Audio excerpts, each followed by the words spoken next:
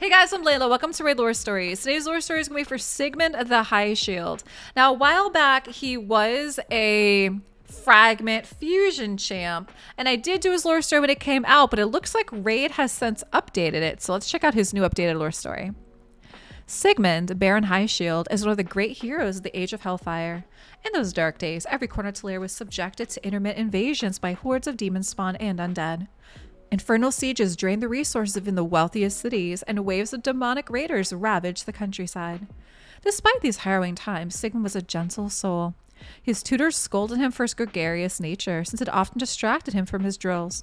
He was apt to converse with the common soldiers training alongside him, peppering them with questions with typical childish curiosity. Many thought that fraternizing with those beneath his social standing was harming the dignity of his office. But Sigmund realized that in such blighted times as the Age of Hellfire, camaraderie was all the more meaningful, a fact lost on his conservative peers and minders. Both of Sigmund's parents were killed when their coach was swept away by a landslide. Still but a lad, shaken but determined, the newly instated Baron Sigmund ordered a thorough investigation. Secret documents recovered from a demon spawn encampment his warriors overran revealed that their agents had sabotaged the route with a constructed deadfall. Worse, according to those coded messages, the assassination was merely the prelude to a full-scale invasion of his barony. Thus forewarned, he raced to repair defenses and hoard resources for the bitter years to come. The Highshield barony, with its majestic castle and expansive fields, was known as a place of plenty and mirth. Its peasants were known as growers of fine crops and makers of fine ale, which commanded high prices all over the world. To the demon spawn, such a jovial and productive territory was ripe for desecration, and so they began one of the most intense invasions of the age. The jocular, youthful Baron Sigmund transformed rapidly into a stoic, competent, and pragmatic commander. Bearing the shining great shield that was his ancestral birthright, he defended his frontline troops with great gallantry.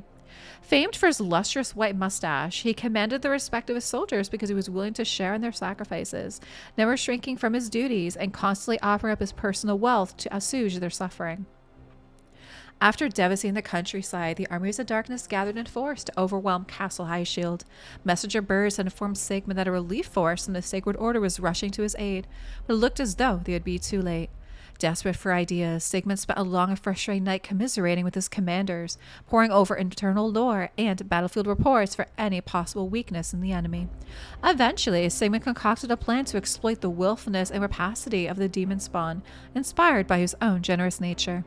He emptied his treasure vault of its remaining wealth and had agents infiltrate the countryside to hide caches of wondrous artifacts and sacks of coin. His spies then seeded rumors of those treasure troves, which spread like wildfire from the lips of the small folk and the invaders alike. Shortly, many of the enemy warlords had broken camp and led their followers to pursue those treasures.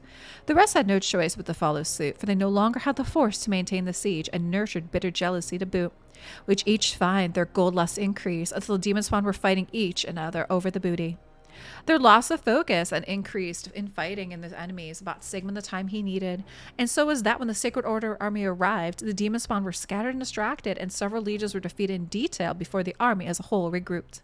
Faced with the combined might of the ferocious zealots of the Order and Sigmund's now invigorated troops, the demon spawn swiftly retreated, taking with them almost the entirety of the barony wealth. Sigmund had saved Highshield, but was left penniless.